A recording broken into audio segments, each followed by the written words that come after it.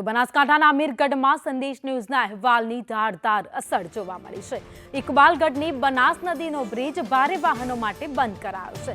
તમામ વાહનોને સરોત્રા ગામ તરફથી જવા માટે આદેશ કરાયો છે। તો 1988માં બનાવવામાં આવ્યો હતો આ બનાસ નદી પરનો બ્રિજ, જે અત્યારે જર્જરિત હાલતમાં છે।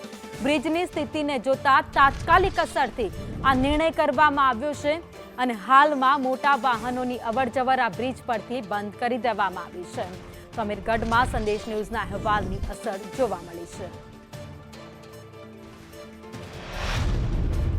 ઇકબાલગઢથી ખારા જતો રોડ બનાસ નદી પર બ્રિજ આવેલો છે, જે બંને રાજ્યોને જોડતો માર્ગ છે, જેથી આ ભારે વાહનો પર પ્રતિબંધ મૂકવામાં આવ્યો છે સરકાર દ્વારા।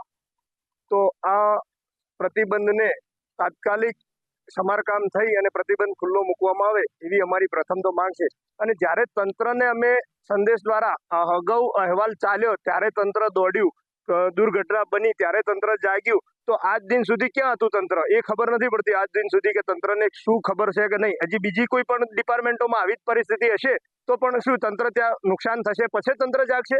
તો એ પહેલા અધિકારીઓને જાગવાની જરૂર છે। માનનીય કલેક્ટર સાહેબને શ્રી સૂચના કરવાની જરૂર છે કે દરેક ડિપાર્ટમેન્ટોની અંદર જઈ અને જે તે વિભાગના ખોડ ખપણો હોય તેને તાત્કાલિક દૂર કરવી એવી અમારી માંગ છે।